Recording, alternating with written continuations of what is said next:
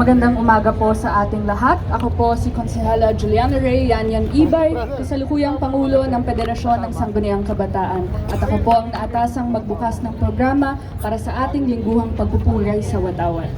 Ang tanggapan ng pangalawang punong lungsod at tagapangulo ng Sangguniang Panlungsod ng Maynila sa pangunguna ng kagalang-galang Angela Lechi Atienza, kasama ang 38 konsehal, ang mga kawani ng Secretariat sa pamumuno ng kalihim ng Sangguniang Panlungsod Attorney Hans Roger S. Luna, ang kalihim ng pangalawang punong lungsod Attorney Alvin Smadji Delgado at ang Chief of Staff Ginoong Alwin Gino M. Bungaling ang mangunguna sa ating palatuntunan ngayong umaga. Ang pag-awit ng lupang hinirang ay pangungunahan ni Ginoong Romeo N. Francia at Binibining Maria Angelica R. Aquino sa saliw ng Banda ng Maynila. Ito ay susundan ng panalangin na bibigkasin ng punong mayorya kagalang-galang Konsehal Raimundo Mon R. Yupanco. Ang panunumpa ng katapatan sa Watawat ng Pilipinas ay pamumunuan ni Konsehal Erica O. Platon, Pangulo ng Liga ng mga Barangay. Kasunod nito ang awit ng Maynila na muli ring pangungunahan ni Ginoong Romeo N. Francia at Binibining Maria Angelica R. Aquino sa saliw ng Banda ng Maynila. Pangungunahan naman tayo ni Konsehal Eunice Castro sa panunumpa sa Bagong Pilipinas na susundan ng sabayang pag-awit ng Bagong Pilipinas Hymn. Magbibigay ng maikling mensahe ang ating minamahal na Vice-Alcalde, kagalang-galang Angela Lechi Atienza, na siya ring magpapakilala sa ating punong lungsod bilang pangunahing tagapagsalita ng programa. Sa puntong ito, magsisimula na po tayo. Panalangin. Makapangyarihan Diyos, sa pagsisimula ng araw na ito at sa pagtaas ng aming bandila, kami po ay lubos na nagpapasalamat sa biyaya ng buhay, sa kapayapaan at sa kakataong magkapaglingkod sa aming bayan. Basbasan mo po ang aming pamahalaang lungsod, lalo na sa ama ng aming lungsod, Mayor Francisco Isko Moreno Domagoso, at sa aming Vice-Alcalde, Vice Mayor Angela Lechi Atienza. Bigyan mo po sila ng karunungan, lakas ng loob at pusong tapat sa paglilingkod sa sambayanan. Naway maging gabay ka nila sa bawat pasya para sa ikabubuti ng aming mamamayan. Sa linggong ito na darating, ipadala mo po sa amin ang tunay na diwa ng paglilingkod. Ang maglingkod ng may malasakit, katapatan at pagkakaisa. Tulungan mo po kaming maging instrumento ng pag-asa, kaayusan at kaunlaran ng aming lungsod. Pagpalain mo po ang bawat kawani ng pamahalaan, ingatan sa araw-araw na gawain at punuin ng sigasig upang magampanan ang tungkulin ng buong husay at dedikasyon. Ang lahat na ito ay aming hinihiling na may buong tiwala at papasalamat. Amen.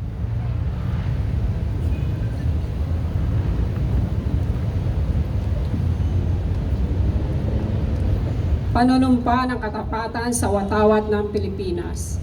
Ako ay Pilipino, buong katapatang nanunumpa sa Watawat ng Pilipinas at sa bansang kanyang sinasagisan, na may dangal, katarungan at kalayaan, na pinakikilos ang sambayanang makadiyos, makatao, makalikasan at makabansa.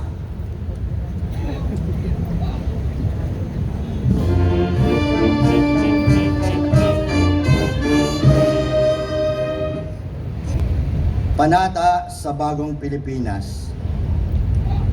Bilang Pilipino, buong pagmamalaki kong isasabuhay ang Bagong Pilipinas. Buhay sa aking dugo ang lahing dakila, magiting at may dangal. Palaging dadalhin sa puso, isip at diwa ang aking pagmamahal sa kultura at bayang sinilangan. Kaysa ng bawat mamamayan, iaalay ko ang aking talino at kasanayan sa pagpapaunlad ng aking bayan. Taglay ang aking galing na naaayon sa mga pandaigdigang pamantayan.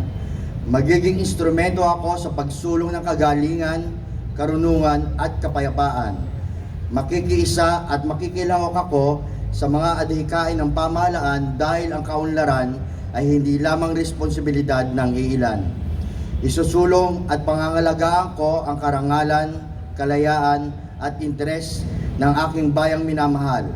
Bilang Pilipino na may pagmamahal, pakialam at malasakit, hindi makasarili kundi para sa mas nakararami, tatahakin ko ang landas tungo sa isang bagong Pilipinas.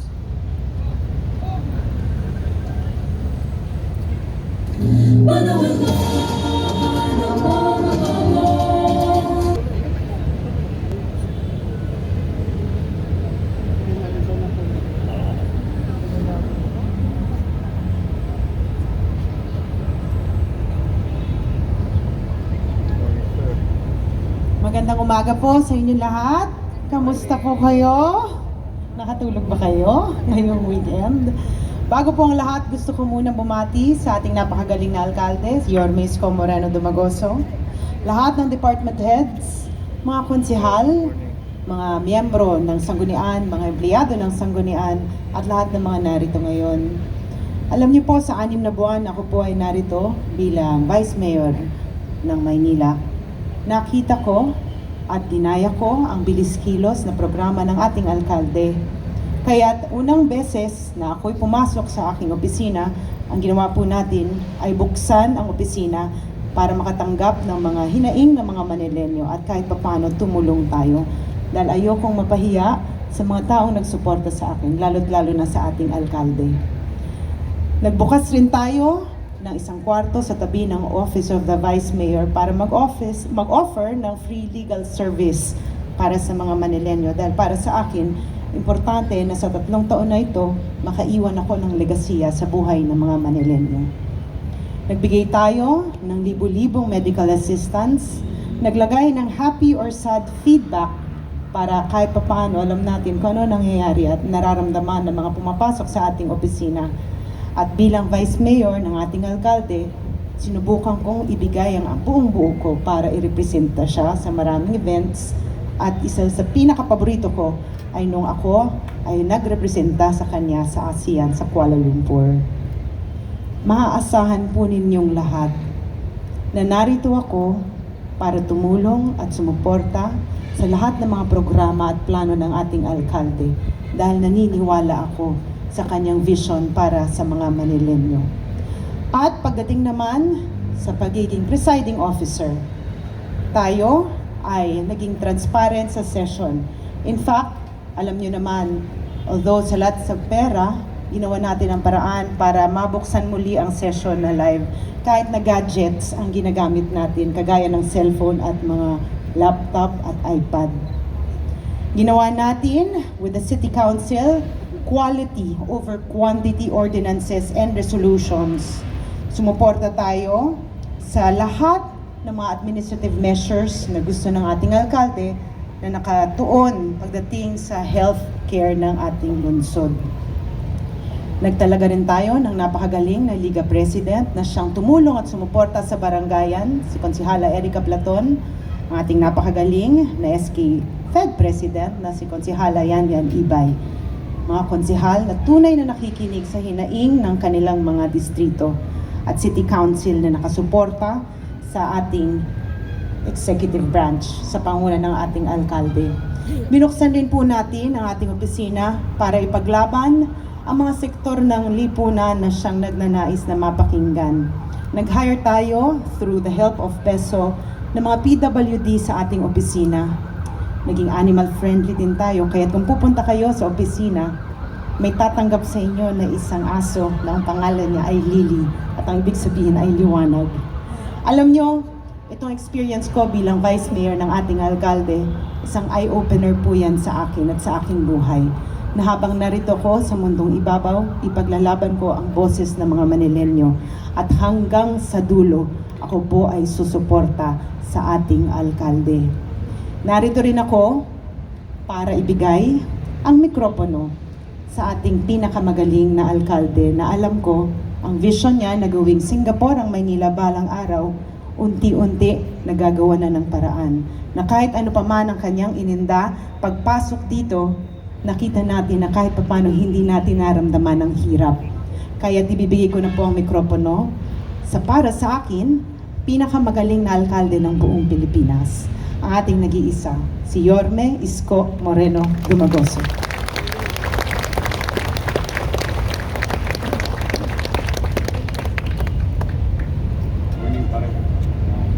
Maraming salamat, Madam Vice Mayor. Palakpakan po natin ang pinakamagandang vice mayor sa buong Pilipinas. Hindi po ako ang pinakamagaling. I am just one of those, who's trying to do our job for our people. To the sangguniang panglungsod at may mga bago tayong kasama sa administrasyon. Andiyan si Mayle Atienza, si Jong Isip, Karen Albarbar, Jeff Lau, at Papo Goso. Nadagdagan tayo ng 5 konsihal sa ating mga kasama sa pagtataguyod. At pag re-redirect ng policy, particularly fiscal policy of the city for us to survive. Because when I assume, tama naman po si Vice Mayor, hindi ko na lang po kayo pinakaba. We are at the brink of bankruptcy at the time. In fact, our guest today is one of the agency na pinuntahan ko kaagad immediately. Dahil kung maalala ninyo nung first term ko bilang mayor, meron tayong about 320 million na utang sa GSIS kung saan yung kinuha ng syudad, ibig sabihin hindi na po to taxpayers money, hindi rin pera ng syudad, pera to ng empleyado. Kinuha sa mga sweldo, inawas, pero hindi remit. At yun ay umabot sa 320 million. At the time, nakiusap ako sa GSIS when I assumed 2019. Through some negotiation, it went down to 180 million para maging updated ang lahat ng empleyado ng lungsod ng Maynila. Kasi sa puso't isipan nyo, updated kayo. Kasi kinaltas na eh. Kaya lang hindi ni-remit ng inyong pamahalaan. Bagamat nagkaganon, ginawa na lang natin ang paraan sa kabutihan loob ng GSIS, naipababa na natin sa principal, which is about 180 million, tapos binumbay ko pa. Pumayag sila na bumbayin ko. Babayaran ko buwan-buwan sa loob ng 12 months, tapos with the promise and commitment that the current obligation should be paid. And after a year, I was given a certificate of GSIS then, na fully paid ang lahat ng empleyado ng gobyerno ng lungsod ng Maynila. Ngunit na-miss yata ako ng GSIS dahil when I assumed this term, July, 300 million na naman ang utang ng lungsod ng Maynila. Yes, huwag po kayo magugulat, yun po talaga ang katotohanan. Sa kwentada nila, mayroon tayong 300 milyones na obligasyon. Pera nyo na naman, hindi ni-remit nung mga nagdaan. Sinundan ko. Hanggang ngayon, nagbabatenggahan pa kami ng GSIS, palitan ng offer, hopefully, someday, somehow, maayos din, which I believe, because GSIS is our partner. Partner ng gobyerno, ng kahit sinong gobyerno sa ating bansa. And they're here today, and I would like to give recognition because may utang na tayo sa kanila, pero sila may good news na dala ngayong umaga. Baligtad ano? Dapat ako nagpupunta sa flag ceremony nila, nag-iintrega ng pera ninyo. Pero mamaya, ayoko nang i-preempt, but I have to recognize because, it's really hard to wake up at 6 a.m. to go to 7 o'clock flag ceremony. ng Manila City Hall. Alam niyo yan. Ako, Diyos ko. Ngayon pa, ang lamig-lamig. No? Parang Pasko pa rin. But I would like to recognize Attorney Jason Teng, Executive Vice President, Lea Melissa D. De Leon, Senior Vice President, Eric G. Bundak, Vice President, Attorney Wilma R. Padi, Claims Lawyer, Tristan Hernandez, OIC Manager, Mia Likigan, Marketing Officer, Jonah Lu Bulandres, Rose Virgin Fe, Abayan, Rose, wala ko nang magpalit, Rose, Abayan, BP Mark Sorillo, Joe, yan. Lakasan nyo, kasi pag-retire ninyo, yan ang opisina pupuntahan ninyo. Muli, welcome to Manila City Hall.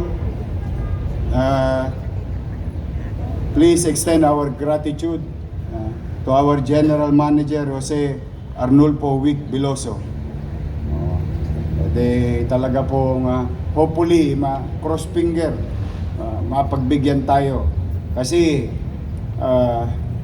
as you all know, sinabi kanina ni Vice Mayor at ng Konseho ng Maynila, marami ako nire-redirect na policy, and most of it is fiscal policy through the effort of your Chief Executive and your City Treasurer Paul Bea and City Administrator Wardy Quintos.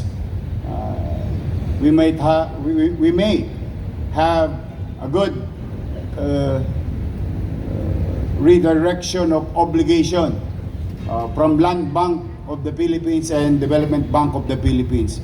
We may sign a new agreement with them, not taking loans, but fiscal ease for the city, and it's been ongoing for the past so many months. Magkaganon man, ako nga sabi ko sa inyo, nagpapasalamat ako sa Diyos na nakatawid tayo ng 2025.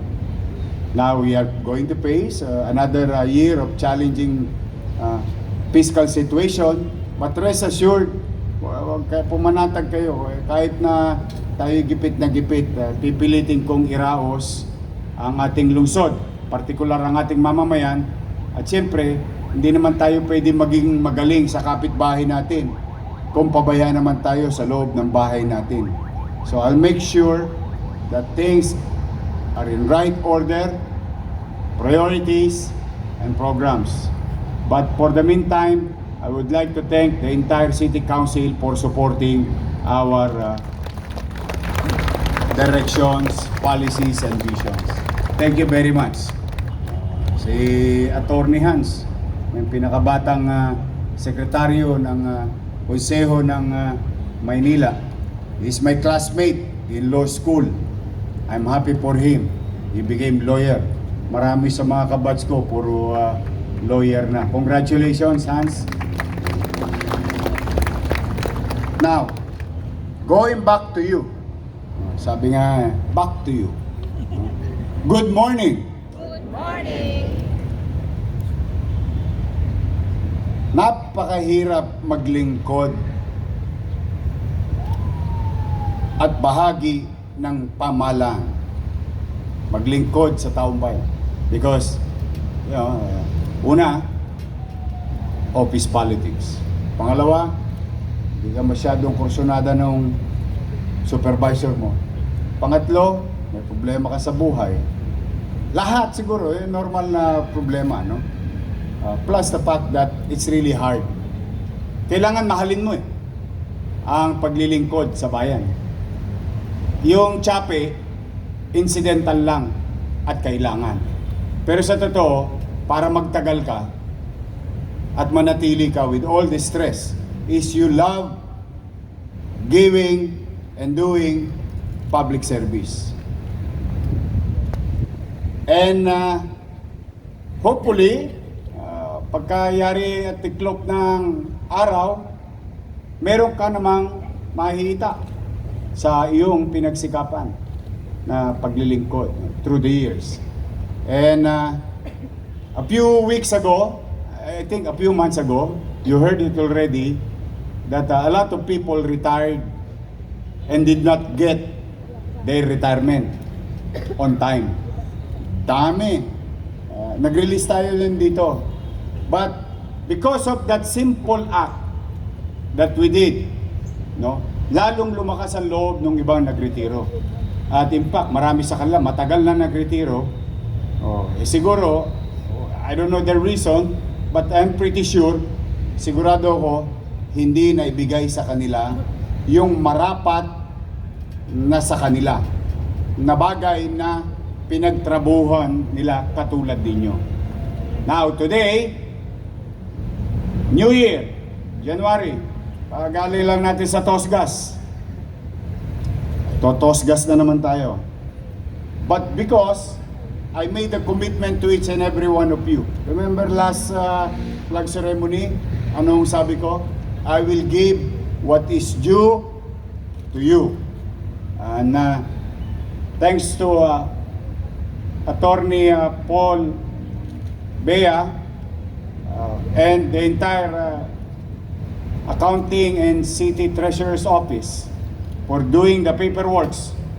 No? And today, I would like to announce, despite bagay may sweldo naman kayo sa Akisi. Naitabi ko na yan. Paul, di ba Paul? May sweldo sa Akisi, Paul? Meron. Huwag kayo masyado ka ba kasi malaki itong perang. Despite of the fiscal situation of the city, and we continue to resuscitate our fiscal situation.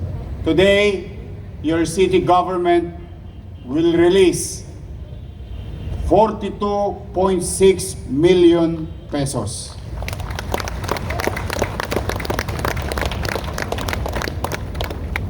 For the 92 employees na nagretiro.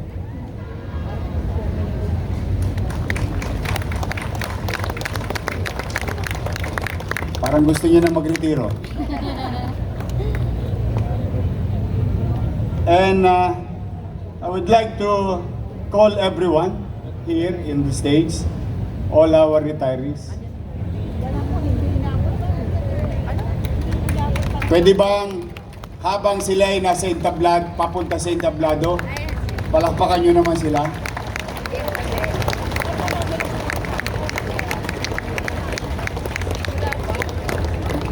Morning.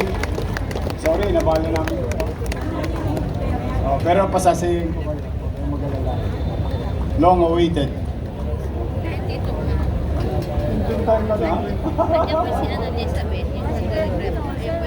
Iba rito, 31 years, 36 years, 19 years, 20 years. Yung kanatasya nyo, tingnan ninyo, baka iba rito, 36 years, baka chinchangso pa yung ali kayo. Si Ate Guy. Si Ate Guy. Dito, sa Wakali. Yoli. Ate Yoli.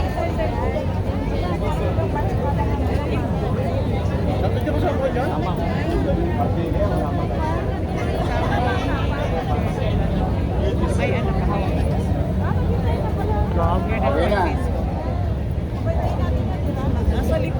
Actually, 100 plus po yan. Hindi lang available yung iba. Pero, rest assured, kaya ko sila inimbitahan.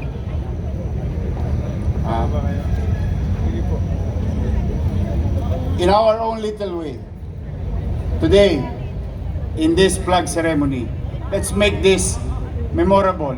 Baka kasi marami sa kanila nawala na lang sa opisina ninyo, nagpasa na lang ng papel, tapos logto na. Dito man lang, bilang kapwa kawani, pwede bang yung pinakamalakas nyong palakpak para sa kanila?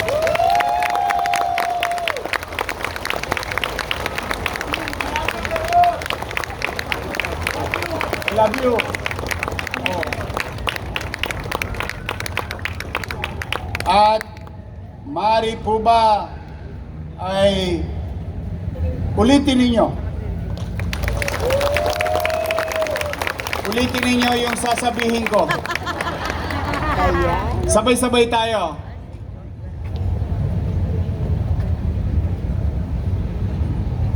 Sa inyong lahat,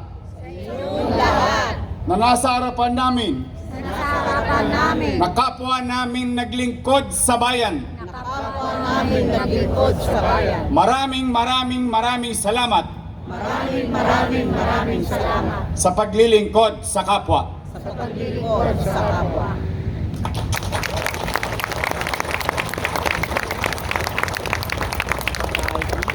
Thank you for your service. Ha? Oy, meron lang ako special mention. Gasmat ito. Every mo, si Doktora Maripas Aguilar. Sino? 2,587,000. Walang-wala. Sana all.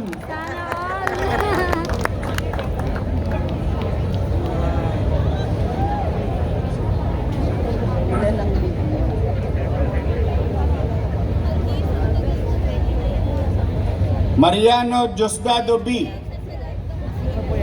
Ito. 2.3 million pesos.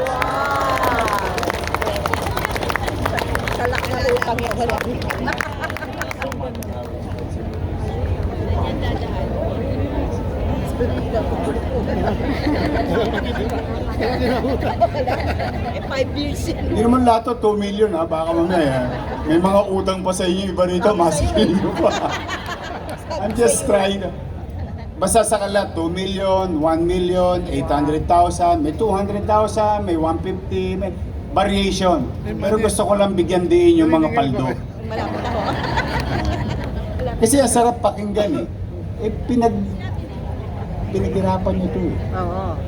This is your effort. Lahat ng baha, traffic, late, consume, nabasa, lahat na, di ba? Took a while. Doktora Maria Teresita DC Natividad, 2.5 million. Ilan ang lead mo hindi nag-a-absent pati linggo pumapasok? Oo, terminal. Angeline Fernando. Oh, dalawa check-in ito. Wow. Isang 569,000 at isang 2,097,000. Dalawa.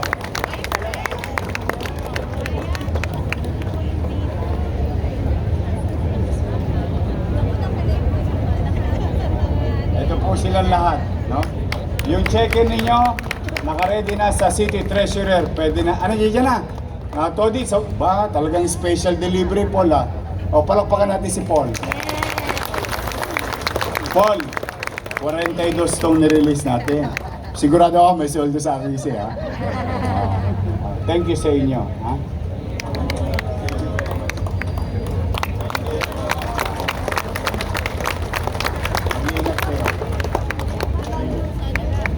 Sige. Pa-picture. Si Vice Mayor. Vice Mayor. Pa-picture.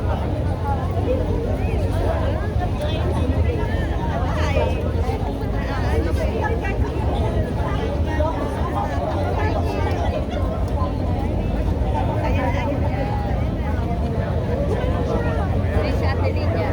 Yan.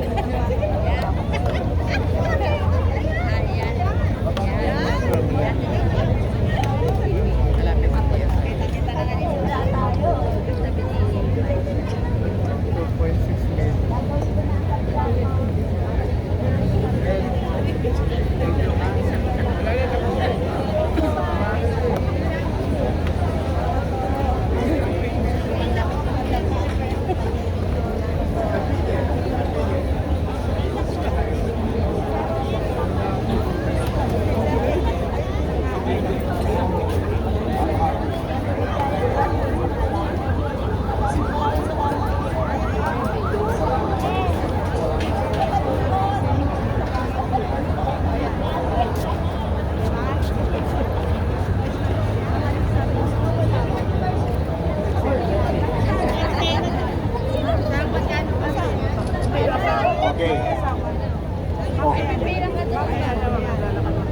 Ah, babasahin ko.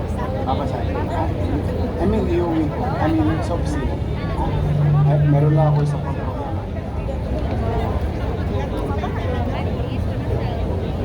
Okay, thank you, ha? Ingat.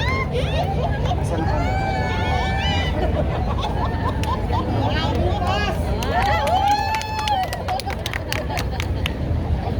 Okay. So again, thank you very much for your service. And I'm honored to give what is due to you. Now, kanina tumosgas tayo. Sabi nga, kaya kayo matuto rin kayo sa buhay. Minsan, wala rin masamang makinig sa mga payo ng nakatatanda sa atin. Ang nagbibigay ay muling makatatanggap. Eh, sinasabi ng mga matatanda yun. Pag mas maluwag kang nagbibigay, maluwag ding bumabalik 10 folds pa. Eh, kakagastos lang natin ng 42 million. I would like to welcome again the GSIS family.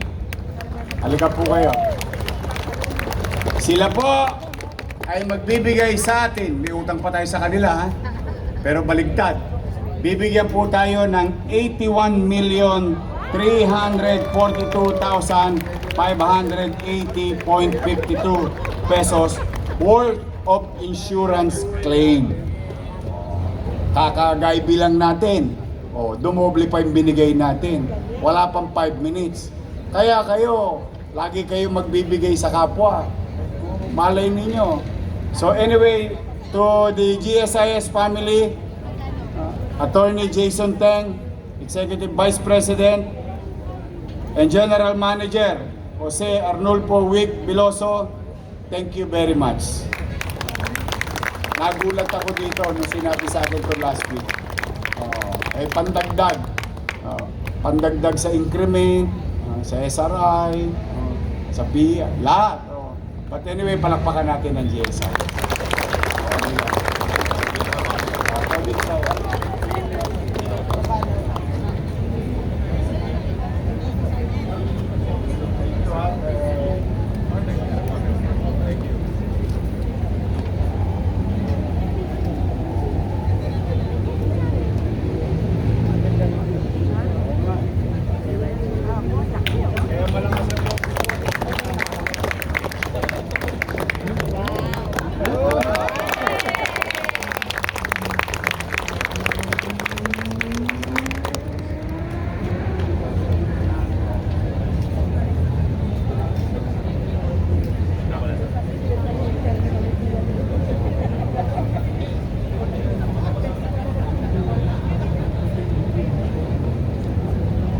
Paul, entrega ko na.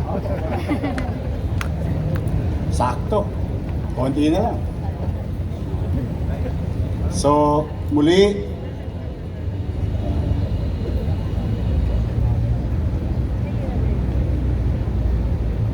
special mention lang, longest in service, Mr. Roman Bandin from CGSO, who served 44 years and 9 months. Retired last February 15, 2020. 44 years. Tinalo niya na ako. I've been serving you for the past 27 years. Pagka na-disgrasya ko, aabutin ko pala, no? 35. But anyway, good things come to those who wait. Many more things that we are going to do. We need a lot of patience, discipline on both, on how to efficiently collect taxpayers' money. And I hope we continue to enjoy the growth the way we had a growth. In just 6 months, we grew by 9% based on efficiency. And I hope, with your help, to all of you here, we can achieve the same numbers or more in terms of growth with regard to efficiency. And rest assured, wala tayong gastos na pawarde-warde o walang kapararakan. I will make sure of that. We will spend on things that will address MBN for purposes of service to the people, minimum basic needs, housing, education, healthcare, and jobs. Then we will address your need, hopefully cross finger, walang tabla, kundi updated. And this year, our direction, finally, we have finished already the plan last week. We will try, because last year, we have accommodated 48% of the 11 billion commercial obligation done in the past. So that's about 4.8 billion pesos. But this year, hopefully, we will limit addressing previous obligation. Bibigay pa rin tayo, pero kakaharapin na natin na ang ating buwanang tustusin ay napapanahon. Ibig sabihin, so not to incur current obligation by addressing previous obligation. So, don't get me wrong. We will continue to address previous obligation, pero i-minimize na natin because as much as we did last year, lahat minantikaan na natin. Ibig sabihin, wala nang natabla halos sa lumang obligasyon. Ngayon naman, moving forward, current obligation, recurring, will be confronted and still pautay-utay sa previous obligation. Don't worry about our bank loan because the bank loan has already its own reference of income or share or payment. May pinagkukuha na siya. Kaya buong kababaang loob, andito ako sa harapan ninyo ngayon, nakikisuyo ko. Unawain natin ang ating mga taxpayer, give them special attention, make them feel that worth every penny ang binibigay nila. Pakitunguhan natin sila ng maayos. Tulungan ninyo ako. Basta pipilitin kong magbuti. Mag-iinam ako. But I cannot do this without you. Kaya guys, boys and girls, especially the girls who are beautiful employees of the City of Manila. Kita nyo, Vice Mayor, ang ganda-ganda oh. Kami yung Crucial Alfonso ko, may asim pa. I need you. Help me. Let's revive. Let's. We can do it. We can do it. With your help. So muli, mag-iingat kayo. Isang linggo na naman ang paglilingkod sa ating mga kababayan. Hangad ko itong linggong to, malusog kayo at ligtas. Alagaan ninyo ang inyong sarili. Tandaan ninyo lagi, habang tayo naglilingkod sa taong bayan, may mga mahal kayo sa buhay na naghihintay sa kanya-kanya nyong tahanan. So, maging ligtas at pagpalain nawa kayo ng buong may kapal. Maraming salamat po. Manila! God first. Thank you.